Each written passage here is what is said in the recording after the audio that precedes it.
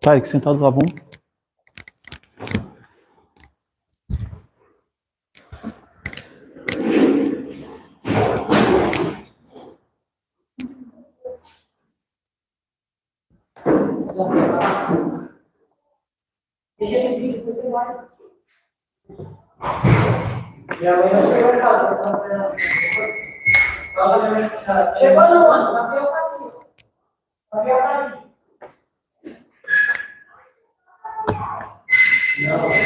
Glória a Deus.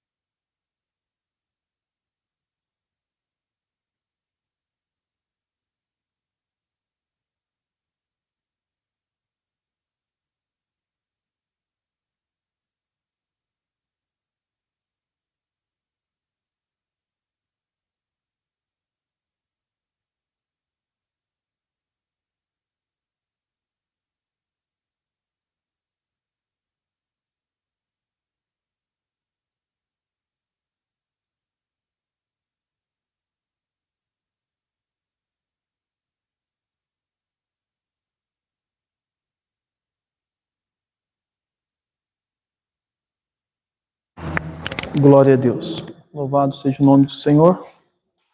O volume está certinho? O som está saindo? Glória a Deus. Amém? Só vamos ver se o som está saindo certinho para a gente já iniciar.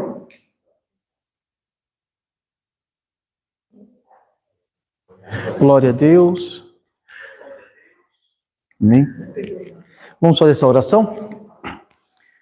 Senhor nosso Deus e Pai, no nome do Senhor Jesus Cristo, graças damos ao Senhor, porque o Senhor é bom e a tua misericórdia dura para sempre. Deus, estamos nesta noite, meu Pai, diante da tua presença em oração, Senhor, para louvar o teu nome, exaltar o teu nome, engrandecer o teu santo nome. Deus, pedimos que através do teu Espírito Santo, o Senhor possa nos capacitar, Senhor. Que o Senhor possa nos ensinar, nos instruir, que o Senhor possa nos capacitar e nos habilitar, fazer de nós sábios ganhadores de alma para o teu reino. Senhor, nós te pedimos, nos dá, Senhor, o entendimento, nos dá, Senhor, nos faz conhecer, meu Pai, o teu querer e a tua vontade. É o que nós te pedimos e te agradecemos, em nome de Jesus. Amém e graças a Deus. Amém? Os irmãos podem se assentar. Nós vamos iniciar, então, essa terceira aula de teontologia, doutrina sobre Deus. Terceira aula. Aí nós vamos falar sobre os nomes de Deus, que a Bíblia nos... Claro que tem mais alguns nomes, né? Algumas referências. Por exemplo, quando a Bíblia fala Abba, é uma referência para pai, né? Só que assim, esses aqui são os mais conhecidos. Elohim, Yud-He-Vav-He, Eu Sou, Adonai, El-Lion, El-Roi, El-Shaddai, Jeová Jireh, Jeová Nissi, Jeová Shalom, Jeová Tsabaoth, e Elohim, né? Jeová Elohim, Israel. né, que é o Senhor Deus de Israel. Então aqui nós temos as referências bíblicas e as formas a qual Deus ele se apresenta. Então, cada uma dessas formas aqui é uma faceta de Deus, como que Deus ele quer ser conhecido, né? Vai ter um momento que Deus vai se revelar como Elohim, o Todo-Poderoso. Yud-He-Vav-He, né? Que é Jeová ou Yahvé, ou também como nós conhecemos no Êxodo, que é Eu sou o que sou. Vai ter momentos que ele vai se apresentar como Adonai, o Senhor soberano, El Elyon, o Altíssimo, El Roi, o poderoso que vê, El Shaddai, o Todo-Poderoso, Jeová Jireh, o Senhor proverá, Jeová Nissi, o Senhor é a minha bandeira, Jeová Shalom, o Senhor é a minha paz, Jeová Sabaote, o Senhor dos exércitos. Então, todas as vezes que a gente vê falando de exército, de batalha, ele se apresenta como Jeová de Sabaote, o Senhor dos exércitos. Sabe quando tem aquela passagem de Josafá, segunda Crônicas, né, que fala sobre Josafá? Ele é o Senhor dos exércitos. Elohim, aqui é uma referência que ele traz no livro de Juízes, né? Nós vamos ler cada uma dessas referências e vamos ver o que está acontecendo. Então, para nós iniciarmos aí, vamos abrir Gênesis capítulo 1, versículo 1, onde ele se apresenta como o Todo-Poderoso.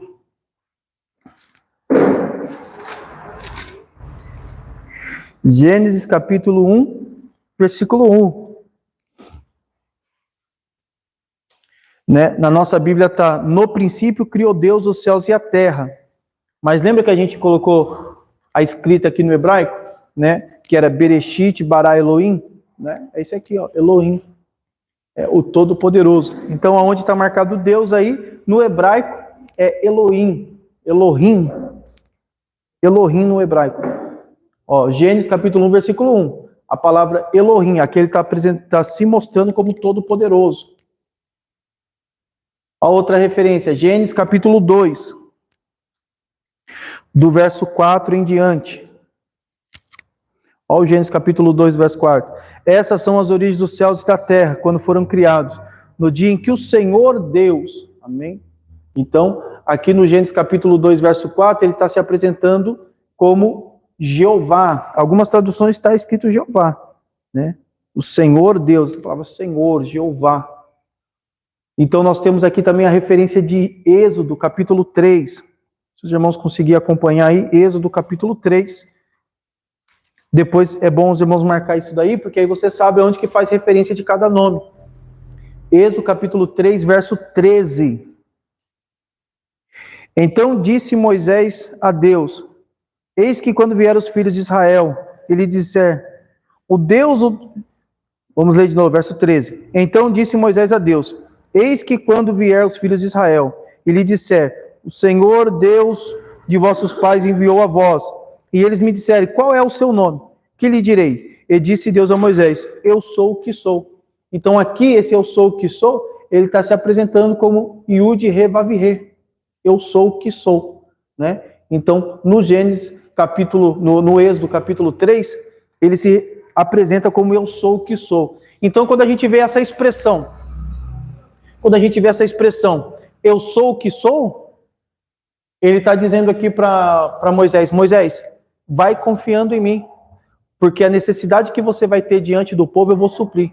Se você precisar de um Deus que liberta, eu sou o Deus que liberta. Se você precisar de um Deus que provê, eu sou o Deus que provê. Então, quando ele se apresenta como eu sou o que sou, ele está falando assim, ó, eu sou o que você precisar que eu seja. Esse é o Deus que nós servimos, irmãos. Você vê que cada faceta, cada situação da nossa vida, ele se apresenta de uma faceta. Ele se apresenta de uma forma. Porque esse é o Deus Todo-Poderoso que nós servimos. Ó, Adonai, Isaías capítulo 61.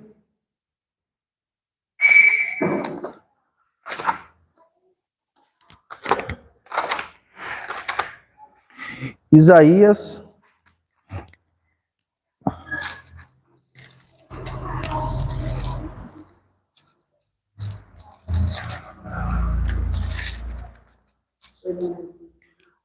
Ó, Isaías 61, verso 1. Ele vai se apresentar como Adonai.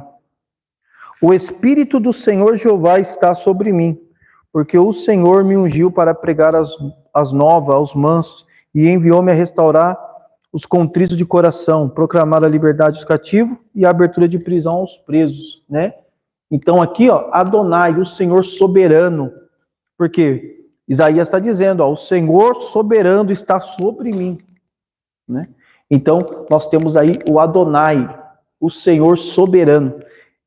Isaías deixa bem claro, ele está falando sobre a salvação, a proclamação da salvação, que é esse texto aqui que depois Jesus, quando ele está dentro da sinagoga, né, ele vai entrar dentro da sinagoga, vai ser dado para ele a oportunidade, ele vai ler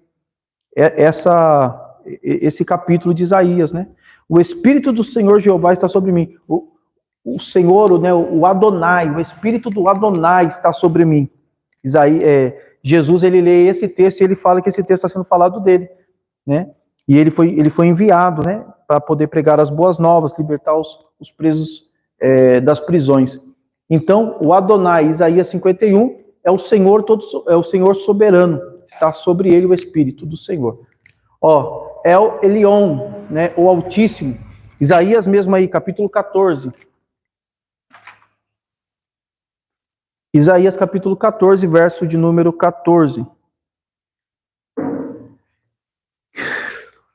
Olha o que está escrito: subirei acima das mais altas nuvens e serei semelhante ao Altíssimo. Essa palavra Altíssima que está sendo referido aqui nesse texto, irmãos, é o próprio Satanás dizendo, né? Porque a intenção dele não era ser maior que Deus, era ser igual a Deus. Essa era a soberba de Satanás. Então ele diz aqui, ó, eu subirei acima das mais altas nuvens. Essa referência de nuvens aqui são anjos. Quando a gente entrar na doutrina de angelologia, nós vamos falar sobre isso daí. Quando você vê lá a referência do Monte Santo de Deus, vai aparecer, né, falando das nuvens, que são os anjos, né? Ali é uma figura dos anjos. Então, El Elyon, o Altíssimo, ó, El Roi, o poderoso que vê. Gênesis 16, 13, né? Que nós sabemos que é aquela passagem de Agar. Vamos ver, Gênesis 16.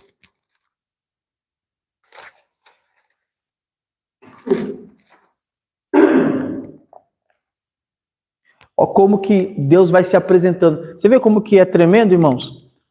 Por isso que assim, ó, lembra que nós falamos nas outras aulas? A gente falou assim da revelação de Deus, que não tem como o ser humano saber tudo sobre Deus, porque Deus, ele revela o limite, ele mostra até onde nós podemos chegar. Até porque se Deus se revelar na sua totalidade, nós não conseguimos suportar. Então Deus, ele sabe da nossa limitação, ele sabe que o homem é limitado, então ele vai revelando para o homem conforme a experiência que nós vamos tendo com Deus. Então vai ter momento que ele vai se apresentar como Elohim, vai ter momento que ele vai se apresentar como eu sou o que sou, quando assim a pessoa está naquela prova, naquele processo, a pessoa começa a orar, irmãos, vai apresentando os nomes de Deus. Aprenda a usar. Por isso que é necessário a gente aprender sobre os nomes de Deus. Para que na nossa oração, nós podemos usar isso aí como ferramenta a nosso favor. Se levantou uma grande batalha espiritual. Estamos sofrendo um ataque espiritual. Então eu vou chamar Deus como Deus de Sabaote, o Senhor dos Exércitos. O Senhor é o Senhor dos Exércitos. Eu quero que o Senhor se manifeste como de Sabaote, Jeová de Sabaote. O Senhor entra nessa peleja. Então quando você começa a clamar, irmãos, conhecendo as manifestações de Deus, e você vai ver como que a sua oração vai ser diferente, né? Ó, você vai precisar de uma provisão de Deus, Deus proverá. Senhor, eu clamo pelo Jeová Jireh, manifesta minha vida como Jeová Jireh, o Deus da provisão, o Senhor da provisão. Amém? Nós estamos aqui no Gênesis 16, 13, né? Os irmãos encontraram aí? Ó, e ela chamou o nome do Senhor, que com ela falava, tu és Deus da vista, porque disse, não olhei eu também para aquele que me vê? Então ela está falando aqui, ó, El Roi, o poderoso que vê. Porque Deus está falando assim, ó, eu vejo tudo, Agar. Eu vejo as suas aflições, você não está sozinha. Sabe quando a gente cai naquela besteira de falar assim, Deus me abandonou, Deus se esqueceu de mim. Isso daí, irmãos, é questão de crente, crente rebelde. Ele acha que Deus é limitado que nem ele. Ele passa uma prova e às vezes porque Deus não está falando com ele, ele fala, Deus não me vê. Aí Deus está se apresentando aqui, ó, é o Roi, eu sou o poderoso que vê. Irmão, não tem como Deus não ver, Deus ele vê tudo. Ó, El Shaddai, Gênesis 18, Aí, ó, um capítulo para frente aí. Gênesis 18, verso 14, né? Ele se apresenta como El Shaddai. Essa expressão El, né, sempre faz alusão a Deus. Aí a gente vê Emanuel, né, que é Deus conosco. Aí tem Gabriel. Sempre que tem esses nomes com El, eu queria fazer alguma referência a Deus. Ó, o Todo-Poderoso, Gênesis 18, 14. Haveria coisa alguma difícil ao Senhor? Ao tempo determinado tornarei a ti por esse tempo da vista, e Sara terá um filho, né? Olha como que Deus se apresenta para Abraão aqui, quando faz a promessa, porque Abraão achou que a promessa que Deus tinha feito não ia acontecer. Abraão achou que Deus tinha se esquecido da promessa, ou que Deus não tinha poder para realizar, né, a promessa que ele tinha feito. Aí Deus está dizendo que por esse tempo ele voltará. Ele voltará para Abraão e vai mostrar para Abraão que ele é o Todo-Poderoso, o El Shaddai. Então Abraão agora está falando com Deus na faceta do El Shaddai, o Todo-Poderoso. Vamos ver Jeová Jireh, aonde que ele se manifesta como Jeová Jireh? Gênesis 22, 14.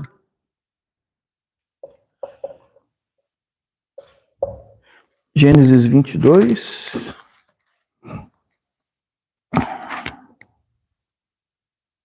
Isso, 22, 14. Ó, Gênesis 22, 14. E chamou Abraão o nome daquele lugar, o Senhor proverá, donde se diz até o dia de hoje, o monte do Senhor se proverá. Amém? Porque nessa ocasião aqui, é quando Deus ele pede Isaac para Abraão. Deus pede Isaac para Abraão, Abraão leva Isaac para ser sacrificado, e aí Isaac questiona, né? Pai, estou vendo o altar, estou vendo o cutelo, né? Estou vendo aí a lenha, mas cadê o cordeiro para a gente sacrificar? E aí Abraão declara, né? Deus proverá, Jeová Jireh, Deus da provisão, e Deus vai prover um carneiro, estava enroscado no meio dos galhos ali, e naquele momento ele provê ali um carneiro. Ó, vamos ver o Jeová Nissi, o Senhor é a minha bandeira. Livro do Êxodo, segundo livro da Bíblia, capítulo de número 17.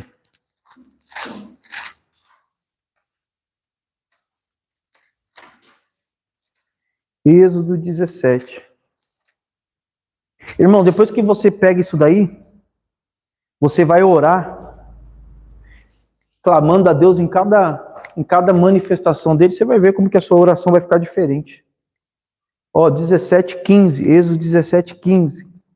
E Moisés edificou um altar e chamou o nome, o Senhor é minha bandeira.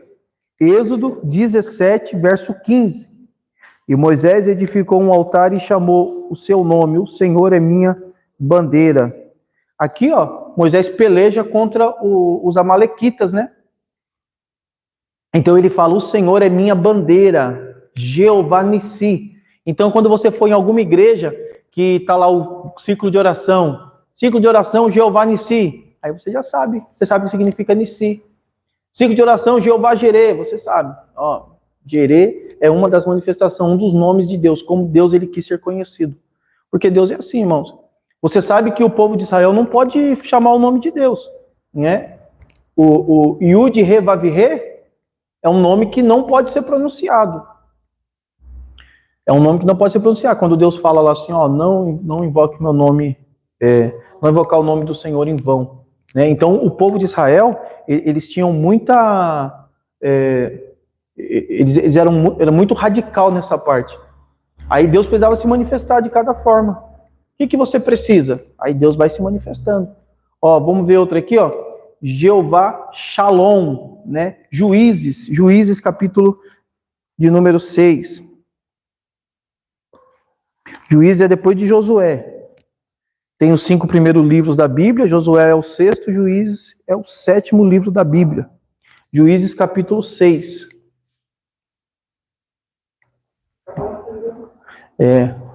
Nunca folheou tanta Bíblia na vida, né? Juízes capítulo 6, verso 24. Ó, então Gideão edificou ali um altar ao Senhor, e lhe chamou, Senhor é paz, e ainda até o dia de hoje está em Orfa, dos Abiezritas. Então, o Senhor é paz. Jeová Shalom. Quando você encontrar alguém que fala assim, Shalom, irmão, ele tá dando a paz. Shalom, Shalom, a paz. Então, Jeová Shalom, o Senhor é minha paz. Então, Deus se manifesta para Gideão como Jeová Shalom. Amém? Ó, Jeová Tsabaote. Primeiro livro do Samuel. 1 Samuel.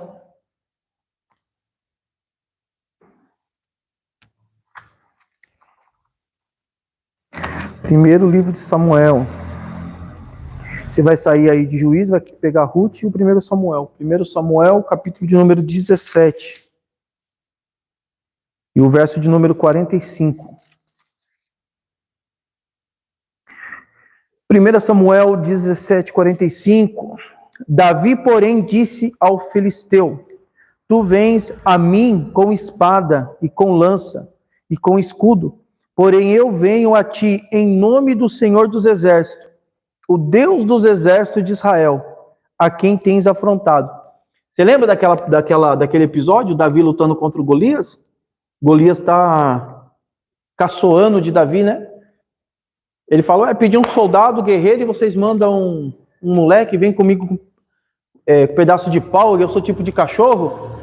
Aí Davi vai dar essa resposta para ele.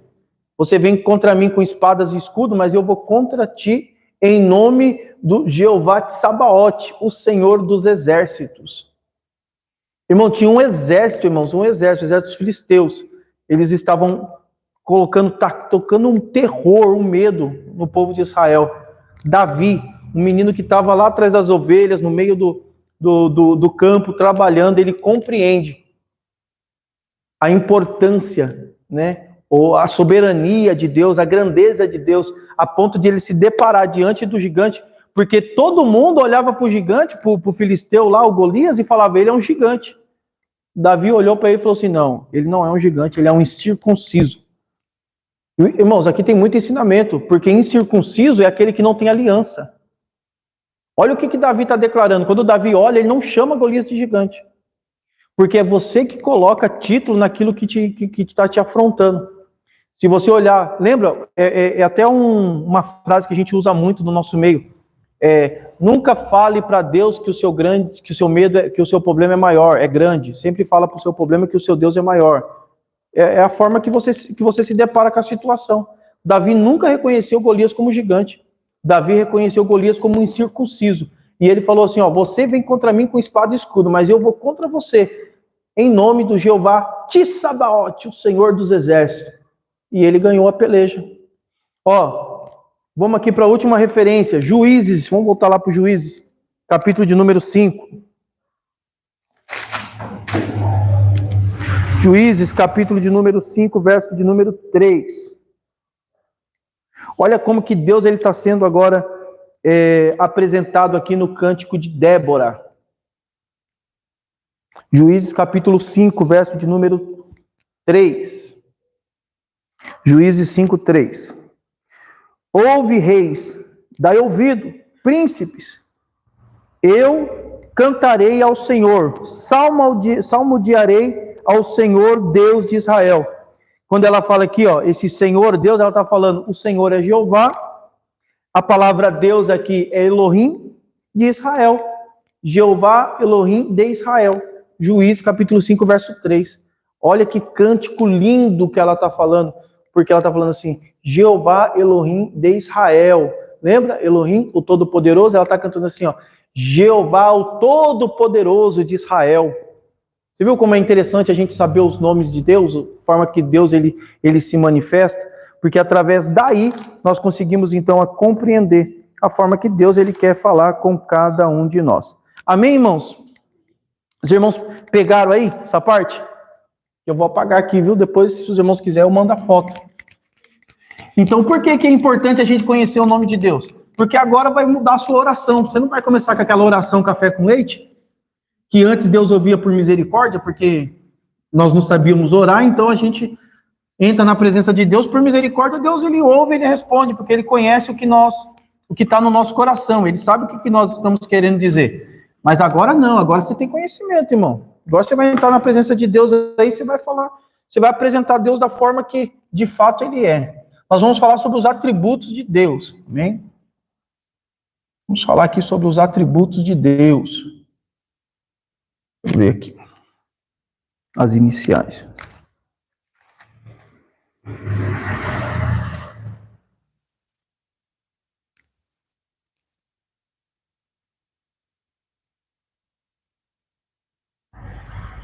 Vou colocar assim. Presença, ciência e potência. A onipresença, a onisciência e a onipotência de Deus. A palavra oni, ela vem da palavra grega hominem. Hominem.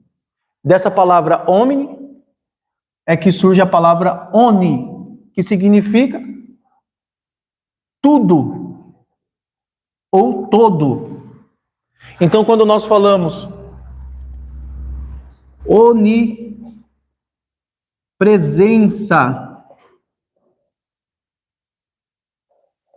é a junção de duas palavras.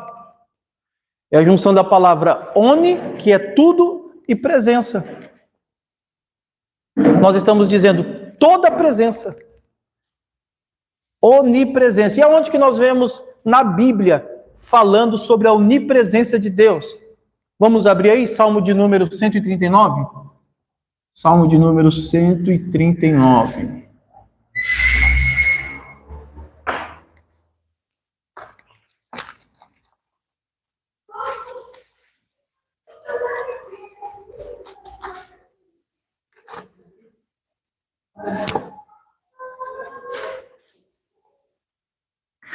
Salmo 139.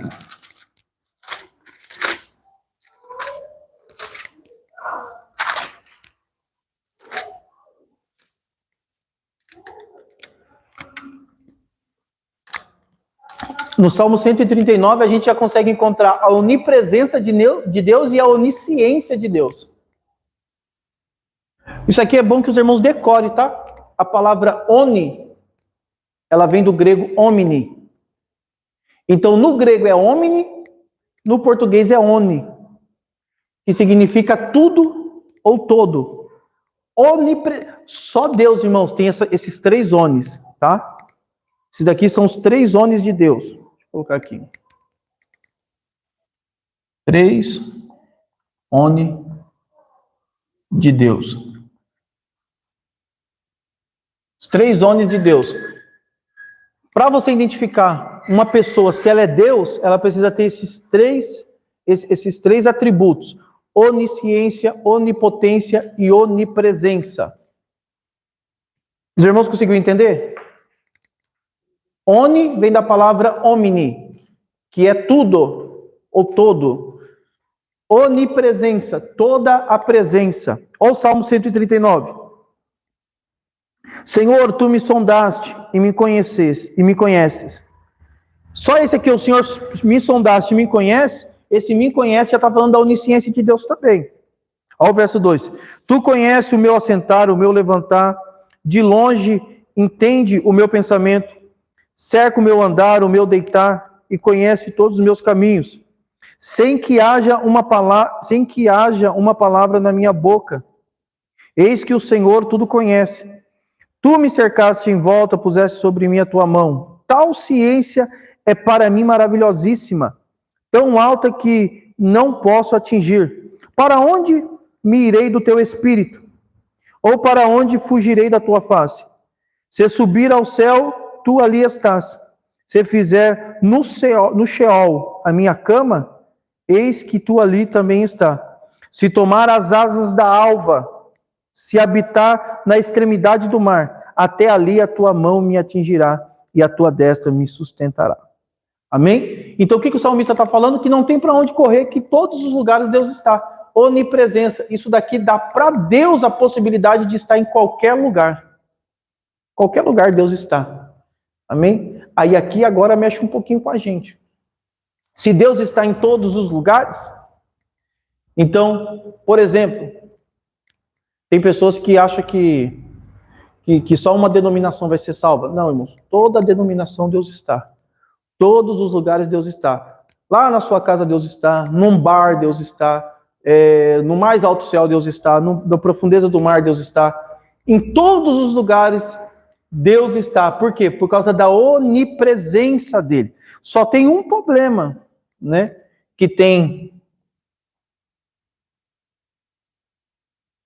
presença ativa e presença passiva.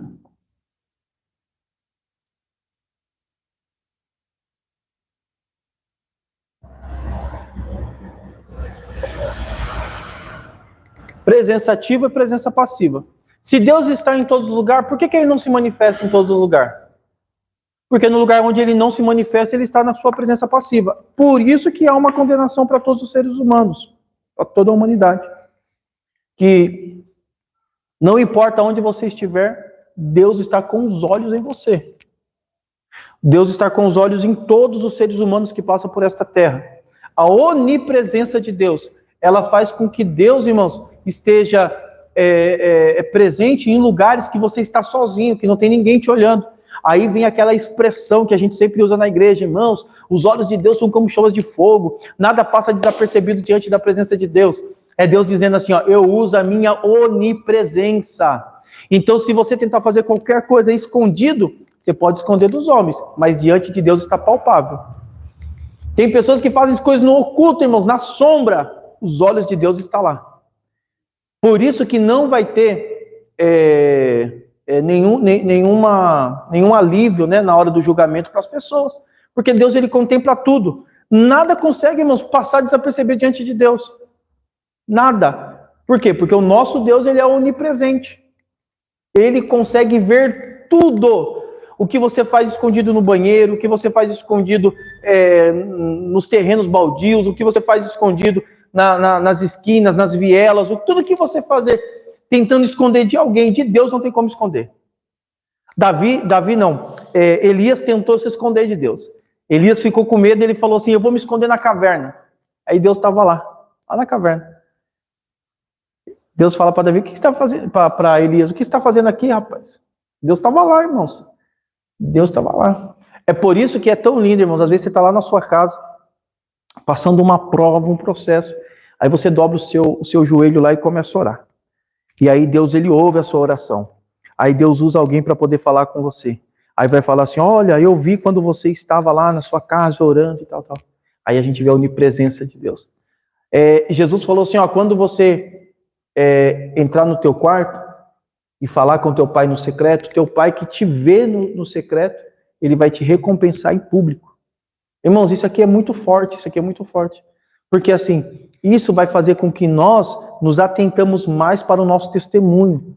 Porque Deus é onipresente. Os irmãos conseguiram pegar até aqui a onipresença de Deus? Deus, ele é onipresente, irmãos. Deus, ele consegue ver tudo. Então, a onipresença de Deus. Agora, vamos falar um pouquinho. A onipresença de Deus, a referência aqui eu já dei do Salmo 139. Eu falei da presença passiva e da presença ativa, né? Um exemplo da presença passiva. Por exemplo, você vê uma pessoa fazendo alguma coisa, né? Salmo 139, deixa eu marcar aqui. Você vê fazendo, mas você não interfere. Isso aqui casa bastante, por exemplo, se você for dar um exemplo de pai. Às vezes o pai está vendo o filho fazendo alguma coisa e ele não interfere. Ele está presente, ele está vendo, mas ele está de uma forma passiva, ele não interfere. É o que Deus faz. Por causa do seu livre-arbítrio, Deus, ele não interfere. A não ser, por exemplo, quando a gente vê a história de Balaão. Né? Balaão, ele foi pago para poder amaldiçoar o povo de Deus. Aí não tem como, irmão. Como é que você vai amaldiçoar algo que Deus abençoou? Então aí Deus interfere. Né? Aí Deus interfere. Aí Deus envia lá um anjo, porque se Balaão continuasse, o anjo ia matar Balaão. É tanto que a jumenta precisou falar com Balaão, né? A jumenta falou com Balaão. Por quê? Porque Balaão estava fazendo algo que era contra o propósito de Deus. É por isso que a igreja, irmãos, a igreja não precisa se preocupar se tem alguém falando mal da igreja, se tem alguém desejando mal para a igreja, se tem alguém fazendo algum tipo de maldade, porque aí Deus interfere. Nós não temos a história de Paulo, quando ele era Saulo, ele foi perseguir a igreja. No caminho de Damasco, Jesus se manifestou. Por quê? Irmãos, o nosso Deus é onipresente, ele está presente em todos os lugares. Os discípulos que estavam fugindo nem sabiam que Jesus tinha interferido ali. E Jesus interviu e mudou a situação, pegou Paulo de jeito. E qual é a mensagem que Deus dá para a gente ali? Que todo perseguidor da igreja, cedo ou tarde, ele vai ter um encontro com Jesus no caminho de Damasco. Então, irmãos, se tem alguém falando mal da igreja, se tem alguém apedrejando, irmão, não se preocupa. A nossa obrigação é pregar o evangelho, é pregar a mensagem da cruz. Essa é a nossa função. Tudo que vai acontecer depois disso é com Deus. Se Deus achar que a igreja precisa de uma intervenção, ela vai ter. Porque quando a gente olha para Daniel na cova dos leões, Deus interviu. Daniel não foi destruído pelos leões. Quando nós vemos Sadraque, Mesaque e Abednego lá na fornalha, né, Ananias, Azarias e Misael, Deus também interviu. Mas quando você olha para a igreja primitiva, os homens, ali os discípulos foram mortos a fio de espada, Pedro foi crucificado de cabeça para baixo, Isaías foi cerrado ao meio, Paulo foi decapitado, né? Então, irmãos, tem que entender o propósito de Deus. O mesmo Deus que deu livramento para Daniel, que deu livramento para Azarias, Misael, é o mesmo Deus que também dá livramento para a igreja. Mas qual é o propósito? Daniel tinha um propósito. Os 3 jovens tinham um propósito. O propósito deles precisava dar o livramento ali naquele momento. Mas quando você vê a igreja primitiva, muitos morreram, porque com a morte deles, nascia outras pessoas convertidas a Cristo Jesus. Então a onipresença de Deus, ela fala isso. A onisciência de Deus, né? Onisciência.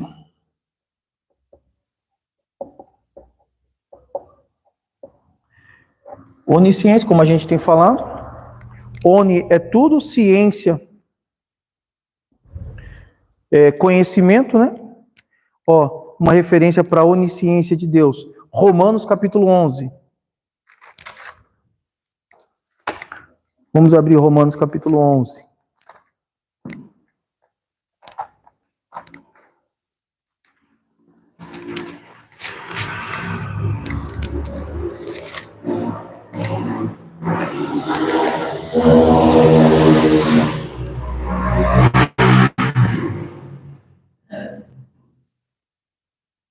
Capítulo 11, verso de número 34. Verso 33 e 34 de Romanos. Diz assim, ó, o verso 33.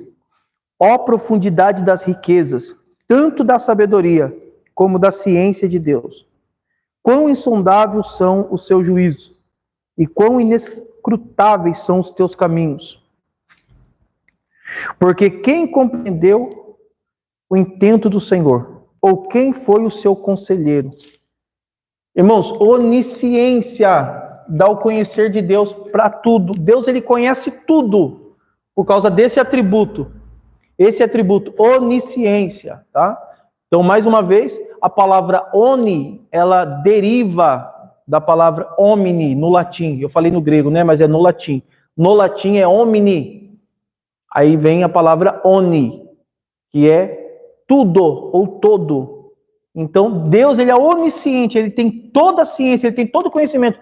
Hoje, para nós, ter conhecimento de alguma coisa, nós precisamos estudar. Para Deus não é instantâneo. Deus tem um conhecimento de tudo de forma instantânea. Você quer ver aqui um desenho para a gente poder entender isso aqui de forma mais clara? Ó, aqui é o homem. Aqui é a eternidade. Aqui é o passado. Aqui é o futuro. E aqui é o presente. Aqui, ó. Esse presente, passado e futuro, ele está num tempo chamado Cronos. E a eternidade, Kairos. Deus está aqui, na eternidade, que é o trono de Deus. O resplendor do trono de Deus. Deus está aqui na eternidade. Irmãos, Deus ele tem todo o conhecimento. O atributo de Deus, a onisciência, dá para Deus o conhecimento de tudo. Aqui está o homem está vivendo aqui, ó, no presente. Só que quando Deus ele olha para cá, Deus ele está vendo tudo, ele está vendo o passado, o presente e o futuro. Deus está compreendendo tudo isso daqui, ó. Passado, presente e futuro. Deus olha assim como se fosse uma coisa só. Porque assim, ó, o tempo de Deus, a eternidade, é kairos. Esse tempo aqui não tem contagem, é eternidade. O tempo dos homens é o cronos, né? Então lembra que eu falei na aula passada? O cronos é como se Deus pegasse 2 riscos e colocasse assim, ó, no kairos, 2 riscos. Desse até esse vai se chamar cronos. Só que quando Deus ele olha da posição que Deus está, porque acima de Deus não tem mais nada, Deus está na parte mais alta. Quando ele olha, ele vê tudo. Ele vê o passado, o presente e o futuro. Então ele compreende o que você está vivendo aqui. Como pessoa limitada, ele compreende o que você está vivendo aqui. Ele sabe que muitas das vezes que você está vivendo aqui no presente é alguma coisa que aconteceu aqui no passado, que mexeu com você, que te fez ferida, que te machucou. Então ele conhece o seu choro aqui, ele sabe quando você, entre parênteses, você briga com Deus, quando você quer colocar Deus entre a parede. A Bíblia não fala que o Espírito Santo intercede por nós com gemidos inexprimíveis? É o próprio Deus trabalhando, porque ele compreende quando nós passamos situações limitadas. E ele sabe o que vai acontecer com você aqui no futuro. Aí tem aquele probleminha que as pessoas sempre caem.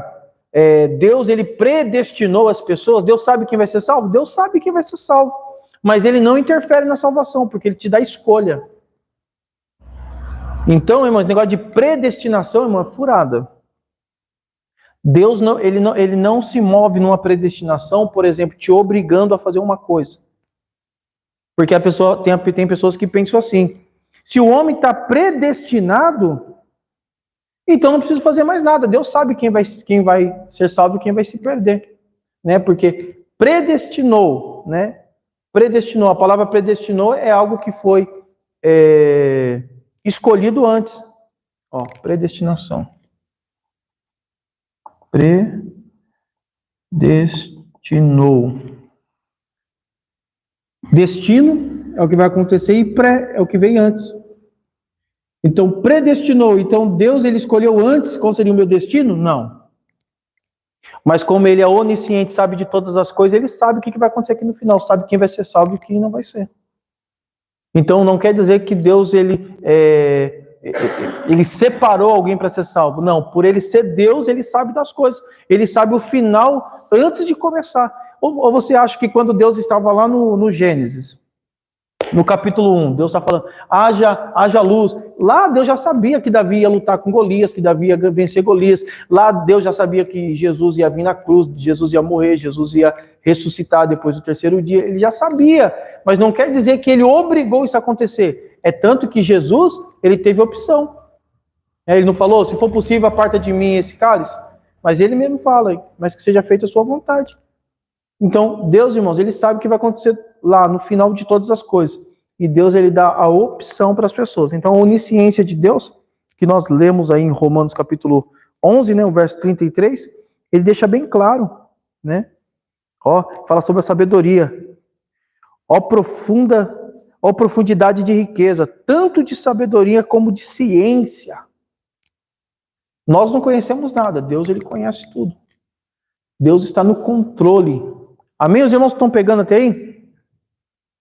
Não tá difícil de entender ou não?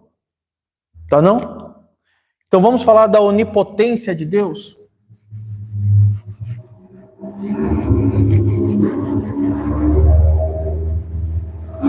Onipotência. Se os irmãos puderem abrir Apocalipse capítulo 22. Onipotência.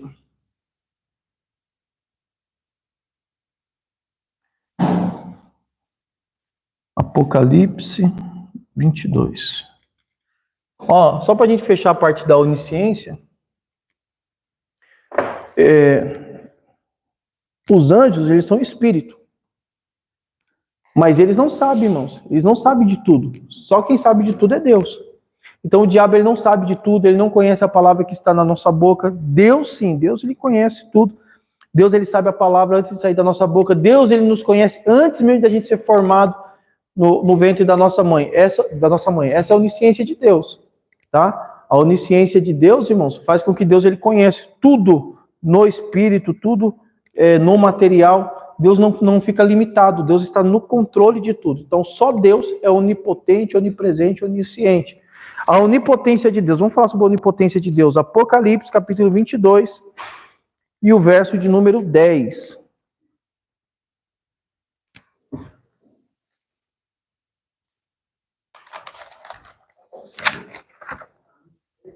Não, 22, 10. É o finalzinho do Apocalipse ainda. Isso. Apocalipse 22, 10. Ó, a onipotência, potência é poder. Oni é tudo, né?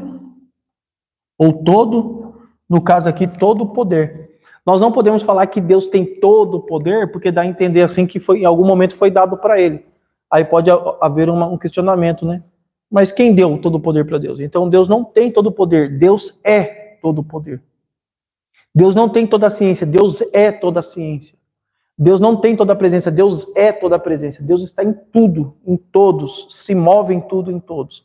Então, é porque assim, para a gente falar aqui, a gente é maduro, a gente entende. Eu posso falar que Deus tem todo o poder, que isso aí não vai ter nenhuma diferença. Mas, por exemplo, se você vai participar, vai conversar com alguém e aquela pessoa quer te questionar, ela pode te pegar em palavras, né, fazer trocadilho para você perder o fio da meada. E isso acontece muito quando alguém quer envergonhar alguém. Sabe? Você encontra uma pessoa aí que não tem temor a Deus e ela quer envergonhar o cristão. E aí ela envergonha o cristão assim, ó, em trocadilho, porque ela não tem argumento. Como é que ela vai argumentar contra a existência de Deus? Por mais que alguém fale assim, eu não acredito que Deus existe. Mas lá no fundo ela sabe que Deus existe, irmão. Porque o espírito dela testifica isso. A criação testifica isso. Então, ela não consegue provar o contrário. Então, ela tenta pegar em palavra. Aí você fala, Deus tem todo o poder. A pessoa fala, opa, se tem todo o poder, alguém deu para ele. Então, quem deu poder para Deus? Aí ela vai jogando trocadilho para poder ver se você perde o fio da meada ou se você acaba aqui saindo do propósito. Então, irmão, se alguém falar assim, não, Deus tem todo o poder, alguém fala, irmão, não, Deus é todo o poder. Acabou. Deus existe? Não, Deus não existe. Deus é. Acabou. Entendeu? Então você vai matando aí. Ó, Apocalipse 22, 10. E o diabo que os enganava foi lançado no lago de fogo e enxofre, onde está a besta e o falso profeta, e de dia e de noite serão atormentados para todos sempre. Então os irmãos perceberam? Apocalipse 22, 10 está dizendo que Satanás será jogado no lago de fogo. Então Deus, ele é todo o poder. O que foi? Ah, tá. Eu tô lendo 19. Então tá. 22, 10. E disse-me, não sabes a palavra proferida deste livro. Então, na verdade, é o 19, 20, é o 19, 10. Eu que falei errado. É o Apocalipse 19, 10. Eu abri certo e falei errado. Eu marquei até no caderno errado. 22, 10. É 19, verso 10. É o 19, verso 10. 19 não, irmãos. É o capítulo 20. É o capítulo 20, verso 10. Eu estou lendo aqui, ó, capítulo 20, verso 10 na Bíblia e... Capítulo 20, verso 10. Agora tá certo, pode olhar aí que tá certo. Não, tá... Ó, eu marquei errado no meu caderno. Eu marquei 22... Cadê? Aqui, ó, Apocalipse 22, 10. Estou lendo no capítulo 20, verso 10, que às vezes a gente sabe onde está o texto. Então, olha aí, o capítulo 20, verso 10. E o diabo que os enganava foi lançado no lago de fogo e enxofre, onde está a besta e o falso profeta, e de dia e de noite serão atormentados para todo sempre. Então, a onipotência mostra todo o poder que Deus tem, tanto no mundo espiritual como no mundo físico. Então, o diabo tem poder? Ele tem. Mas ele não tem todo o poder. Só quem tem todo o poder é Deus.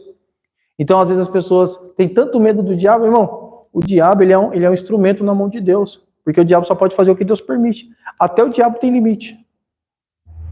Então todo o poder está na mão de Deus. Deus é o Deus Todo-Poderoso. Apocalipse 20, verso 10. Então você vê que ele vai ter poder de prender Satanás, jogar Satanás no lago de fogo, né? E destruir Satanás. Porque esse daí é o poder que Deus tem. Então, Deus, a teontologia, nós estamos estudando especificamente a pessoa do Deus Pai. Quando a gente entrar em cristologia, a gente vai estudar bastante o Novo Testamento, mostrando Cristo ali, as características da personalidade. Nós vamos ler Antigo Testamento para mostrar as profecias falando de Cristo, né? Nós vamos ver o caso da teofania. Então, teontologia, estudando especificamente a pessoa de Deus Pai. Até porque na Trindade, que vai ser a última aula da teontologia, a Trindade não tem esse negócio de um ser maior do que o outro. Todos eles são iguais.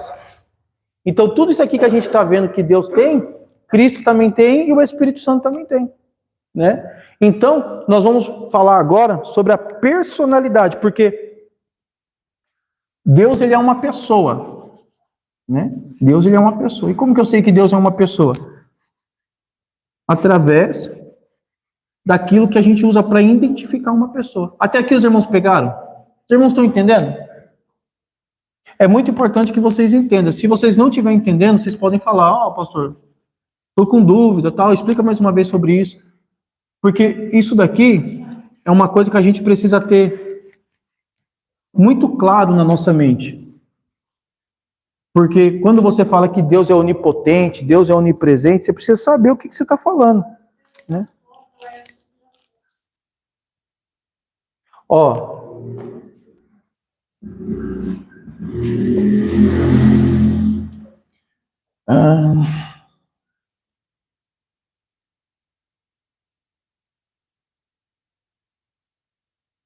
Aqui é o homem e aqui é Deus. Isso aqui é uma coisa que a gente sempre vai entender. Aqui é a alma, aqui é o espírito, aqui é o corpo. O homem é uma alma que tem um espírito e habita num corpo. Deus, ele é um espírito que tem 3 almas. Nós vamos falar isso aí com mais detalhe quando a gente estiver falando sobre a Trindade, a terceira aula da teontologia, a última aula da teontologia. Então, nós somos trino. A alma, o que nós somos é aqui, ó, é a alma, é o eu. Aqui é o meu corpo, aqui é o meu espírito. Tá? Então, o que eu sou é esse aqui, ó, a alma, nós somos alma. Por isso que Deus, ele é espírito, João 4:24, Deus, ele é espírito, mas que possui 3 almas, o Pai, o Filho e o Espírito Santo. Tudo bem? Só que aqui, ó, como nós estamos trabalhando só com o Pai, tem 3 coisas aqui, ó, personalidade,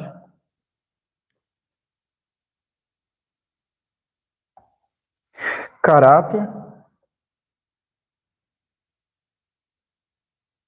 e temperamento.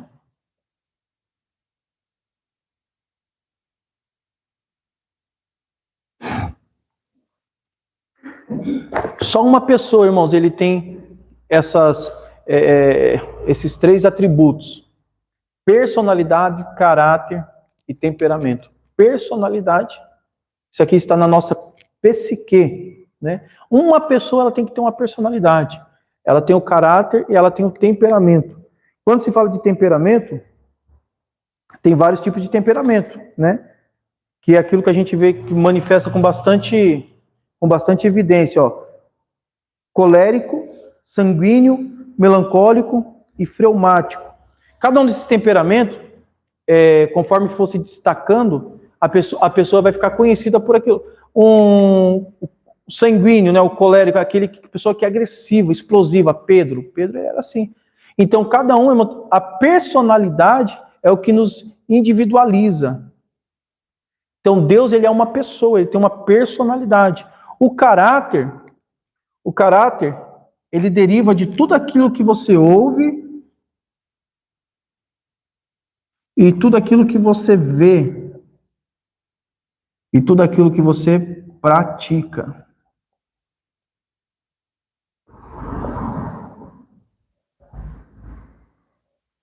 Vai definir o seu caráter.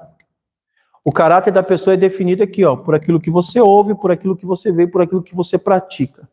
Então a pessoa nasce com caráter formado? Não. O caráter é formado dentro da criança.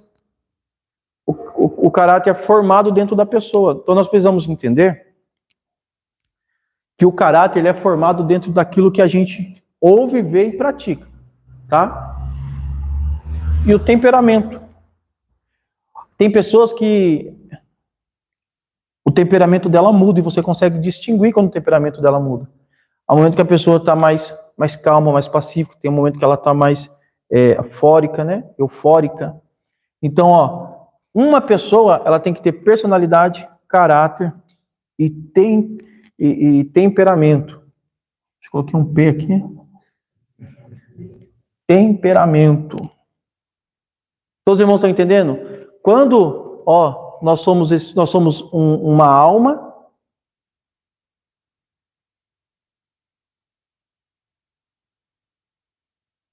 espírito e corpo. Nós vamos falar bastante isso aqui quando a gente entrar numa doutrina chamada hamartiologia, ou armatiologia, que é a doutrina do pecado. Que aí a gente vai ver onde que o pecado atua. Então nós somos alma, possuímos um espírito e habitamos num corpo. Quando a gente aceita Jesus, o Espírito Santo de Deus ele vem habitar aqui, ó, dentro do nosso espírito. Então quem nasce de novo é o espírito. Ó, aqui está espírito com E minúsculo, porque é o espírito humano. O Espírito Santo, espírito com E maiúsculo, vem habitar dentro do nosso espírito. Aí esse espírito que nasceu de novo, ele vai trabalhar para mudar isso aqui, ó, a alma. Porque é onde vem a mudança de caráter. Por isso que tem aquela frasinha, né? Quem roubava não rouba mais, quem matava não mata mais. Por quê? Porque tem que mudar o seu caráter. O seu caráter não é mais moldado pelas coisas da terra, o seu caráter vai ter que ser moldado pelas coisas do alto. Como que o caráter do ser humano pode mudar? Através da palavra de Deus. O Espírito nasce de novo, quando você aceita Jesus, o Espírito Santo vem habitar dentro do seu espírito. A sua alma, ela é moldada conforme você vai ouvindo a palavra de Deus. Você ouve a palavra de Deus ela vai limpando a sua alma, moldando o seu caráter. Aí, o ser humano não consegue compreender isso, irmãos. Eles falam, nossa, como que pode? Antes era bandido, era traficante, era prostituta, era matador, agora aceitou Jesus, está correndo, está se escondendo dentro da igreja, se escondendo atrás da Bíblia. Não, a palavra de Deus ela tem poder para mudar o caráter de um homem. Qual é o Deus que nós servimos que não tem poder de mudar o caráter de um homem? Então não é Deus, irmão, é Baal. O nosso Deus não, ele muda. Para isso precisa haver uma conversão. O que é conversão?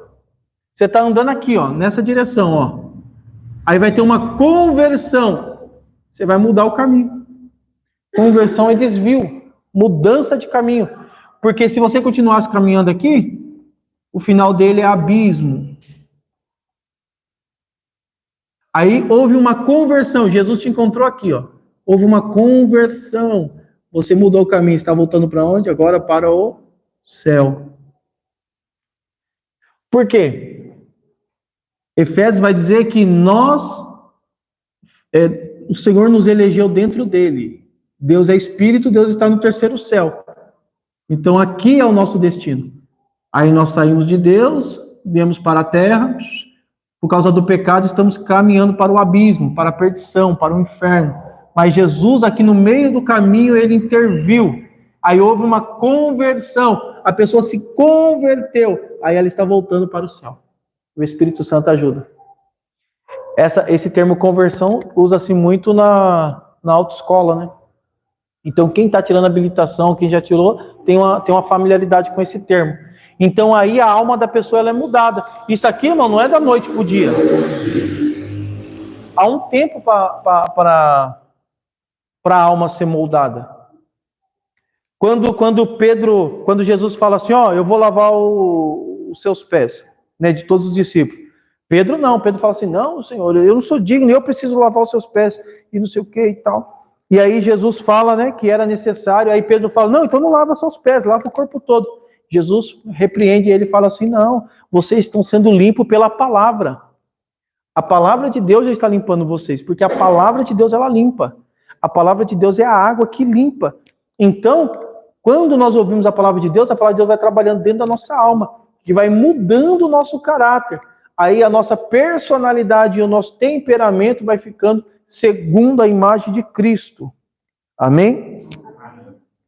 Tá? Então, o que foi? Ó, a personalidade, né? Fala dos sentimentos. Deus, ele tem a personalidade, ele tem o caráter, ele tem o temperamento. Esse temperamento fala de sentimentos, tá, irmãos? Temperamento fala de sentimentos. É aquela ferramentinha que nós usamos na primeira aula. Antropopatismo. Antropomorfismo é forma. Antropopatismo é sentimento. Aí você vai ler lá na Bíblia lá. E Deus... E Gênesis capítulo 6. Vamos ver lá Gênesis capítulo 6, verso 6? Gênesis capítulo 6, verso 6. Aí. E aí nós já caminhamos aí para encerrar.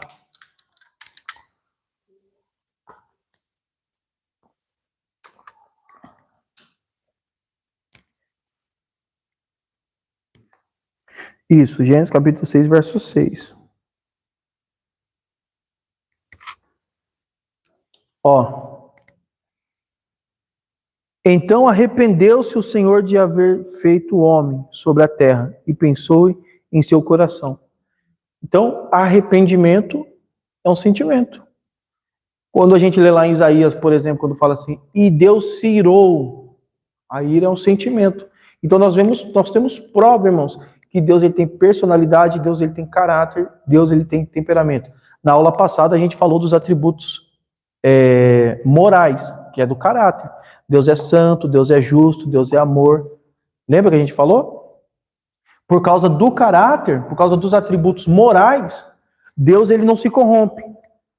Por causa dos atributos morais. Lembra que a gente falou na aula passada? Eu ainda falei para os irmãos assim dos atributos, que eu falei assim, ó, Jesus ele pôde andar com a prostituta, Jesus ele pôde andar com o publicano, e isso não corrompeu. Mas hoje, o homem, ele fala, Jesus não fez acepção de pessoas, então eu posso andar com qualquer um. Não, não pode. Porque nós somos pessoas que nós temos a facilidade, irmãos, de adquirir os trejeitos da pessoa. Você já percebeu que tem pessoa que vem do Rio de Janeiro, se ela ficar uma semana com você, quando passar uma semana você está falando que nem ela? Porque você acha bonito, atrai. Então, o ser humano ele tem essa facilidade. Então, se a pessoa anda com uma pessoa, irmãos, que rouba, com uma pessoa que tem uma vida que ainda não é tratada por Cristo, a tendência de você fazer a mesma coisa é muito grande. Por isso que a Bíblia ensina, a luz ela não tem comunhão com as trevas. Amós vai dizer, poderão andar dois juntos, né? Se um não tiver de acordo, então se está andando dois juntos é porque os dois pensam da mesma forma. Então, porque o caráter de Deus, irmãos, por causa dos seus atributos morais, o amor, a justiça, né? Deus ele não tem como ele ser influenciado pelo pecado. Então Jesus ele pôde andar com uma prostituta sem problema nenhum de pecar. Por quê? Por causa do seu caráter. A personalidade, né? Aquilo que Deus ele é. E o temperamento, que é os sentimentos de Deus. Amém? Amém. Os irmãos têm alguma dúvida até aí? Tem alguma dúvida, irmãos? Então tá, então nós encerramos aqui, né? Deus, nós já vimos aqui que ele é uma pessoa, porque ele tem personalidade, ele tem caráter, ele tem temperamento. Tem gente que fala assim, não. Tem gente que não concorda, né? No caso que não tem problema de andar com aquela pessoa. Eu creio assim que tem gente no nosso meio que não concorda. De andar junto com outra pessoa que não serve a Deus. Então, irmãos, eu falo para você. Aí sai o caráter dele aí mais capaz. Não, é porque assim, você pode ser influenciado pela pessoa. Sabe o que acontece? Quando a gente aceita Jesus e começa a participar da ceia, a ceia para a gente tem uma importância tão grande. Não, é a aliança de Cristo. Eu estou renovando a minha aliança. Não perca um culto de ceia. Passa 5 anos na presença de Deus, a pessoa falta no culto de ceia. Se a pessoa não tomar ceia, ela não liga. Por quê? Por você fazer muitas vezes a mesma coisa, aquilo vai perdendo valor. Então, quando Deus ele fala para o povo assim, olha, não invocará o nome do Senhor em vão, é porque Deus está prevenindo. Entendeu? Não é que é pecado, é que se o povo ficar chamando o nome de Deus em vão, isso se torna banal. É que nem quando a gente fala assim, a palavra adorar. Adorar é só para Deus. Mas tem pessoa que adora chocolate. Você gosta de chocolate? Ah, eu adoro chocolate. Você gosta de sua esposa? Ah, eu adoro minha esposa. Por quê? Porque a palavra vai perdendo valor. Porque passa-se o tempo você usando muito aquela coisa, você vai desvalorizando. Então, uma pessoa, irmão, que nasceu da água e do Espírito, você pode ter certeza. A primeira característica dela, ela não vai conseguir ter comunhão com quem não nasceu de novo. Uma coisa é você evangelizar, você falar do amor de Cristo. Outra coisa é você conviver. Por quê? Porque não tem como as trevas andar com a luz. Então, o caráter, ele tem que ser moldado. Amém? Vamos se colocar de pé? Vamos orar? Deus abençoe a vida dos irmãos. Amém? Em nome de Jesus. Vamos orar ao Senhor. Senhor, nosso Deus e Pai, no nome do Senhor Jesus Cristo, graças te damos. Muito obrigado por tudo quanto foi falado, Senhor, nesta noite. Que o Teu Espírito Santo possa nos capacitar, nos habilitar, que o Teu Espírito Santo possa nos ensinar, que cada dia mais nós venhamos crescer na graça e no conhecimento. Deus, pedimos que da mesma forma que o Senhor nos trouxe segurança, nos leve em segurança para as nossas casas, para os nossos lares, livrando de todo perigo, de todo mal. Os irmãos que crê, digam amém. Dê uma linda salva de palmas ao Senhor Jesus.